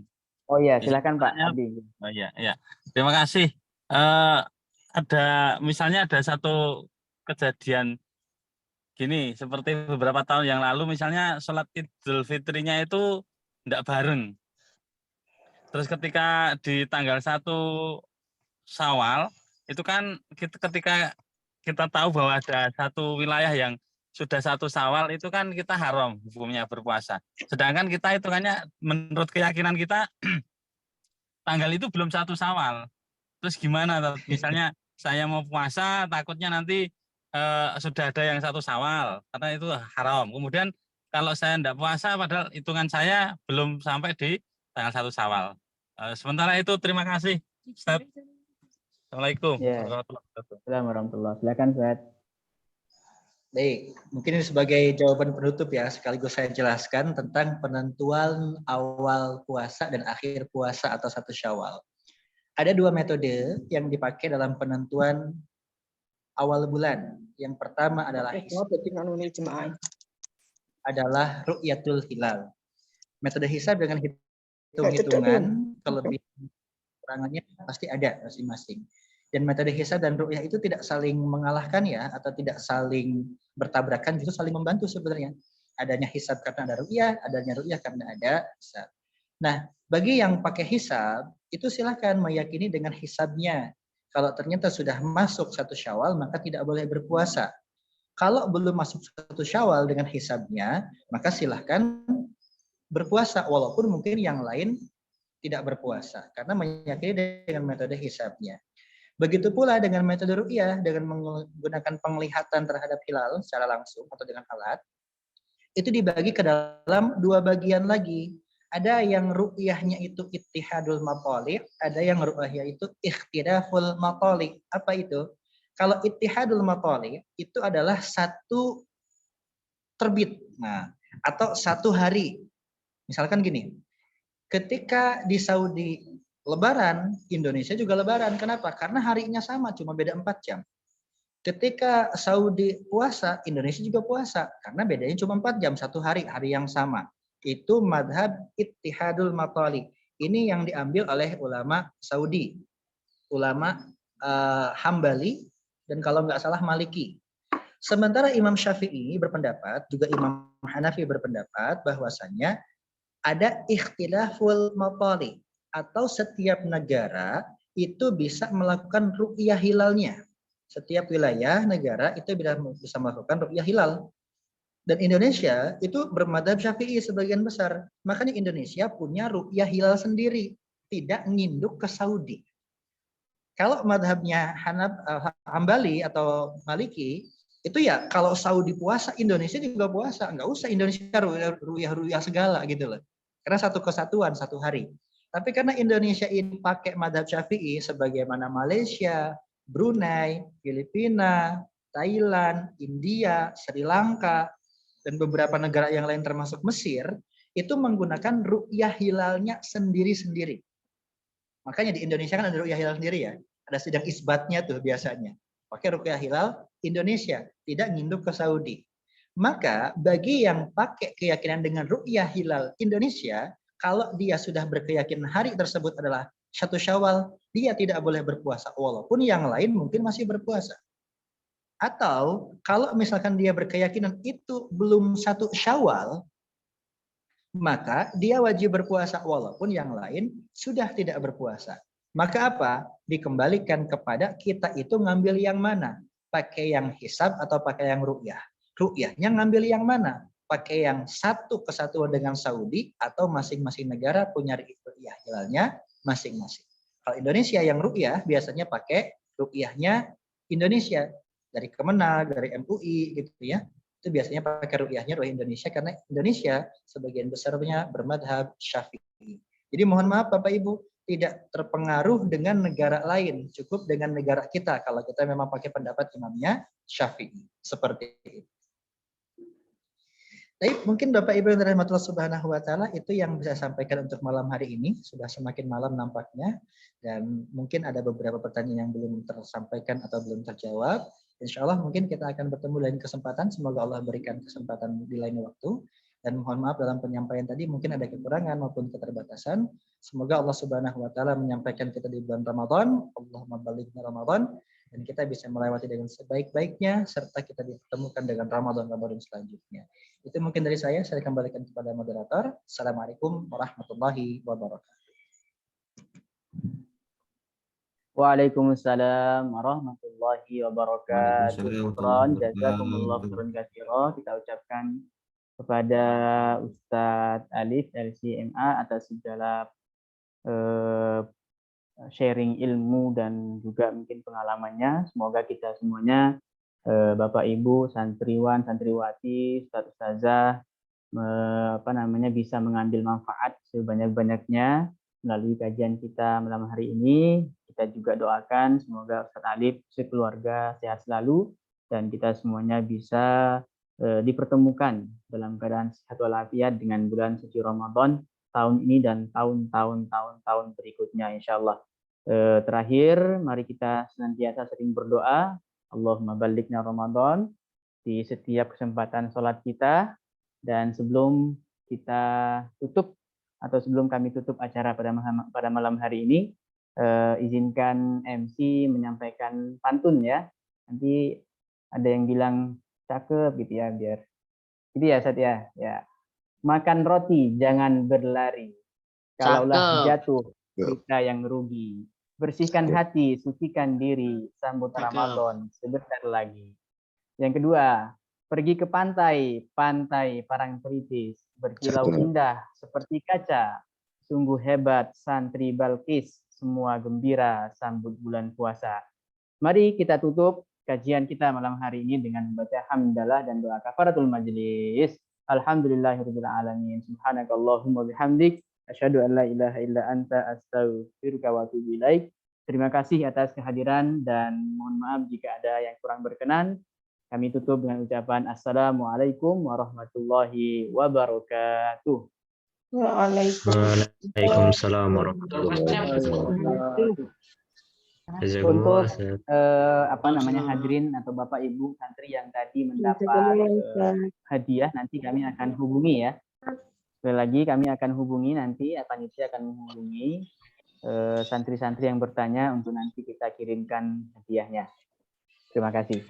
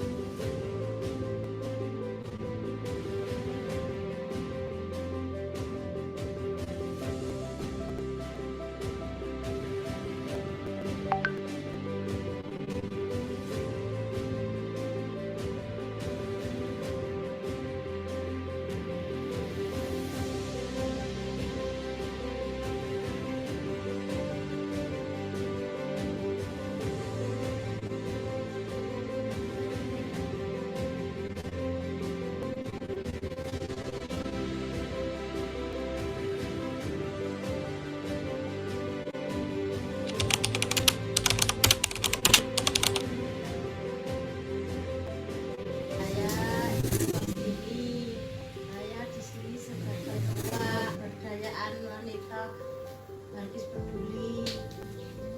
Namanya kelompok BUE, singkatan dari Ibu-Ibu UON. Berdiri tanggal 5 Agustus 2022.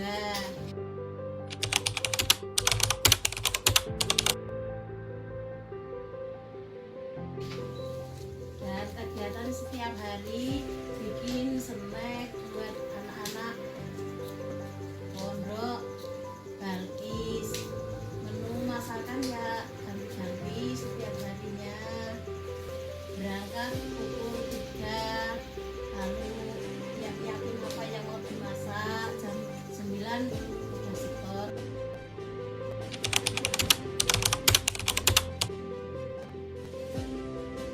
Kalau gajian ya tiap hari Jumat.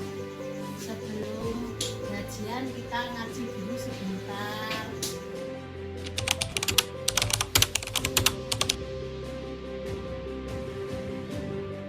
Buat bantu-bantu suami anak, bikin biaya sekolah, buat bantuin nyicil-nyicil kan bikin rumah pinjem bank ngangsur tiap bulan ya sedikit-sedikit.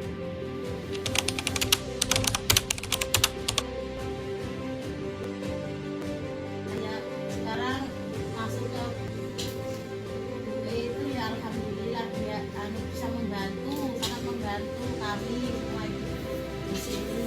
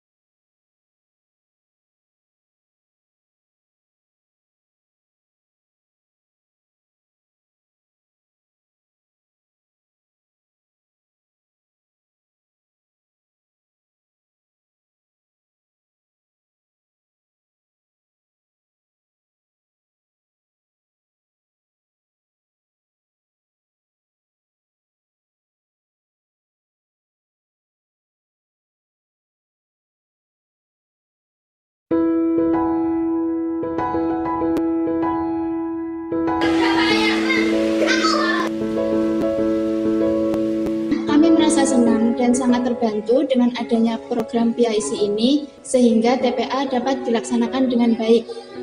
Harapannya semoga program PIC ini dapat diadakan lagi dan bisa berjalan dengan lebih baik.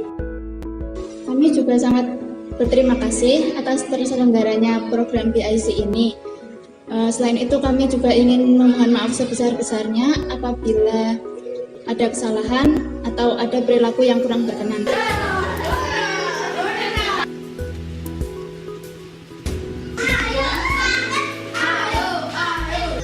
Saya berterima kasih sudah diajari oleh mbak-mbaknya. Semoga kedepannya lebih baik lagi.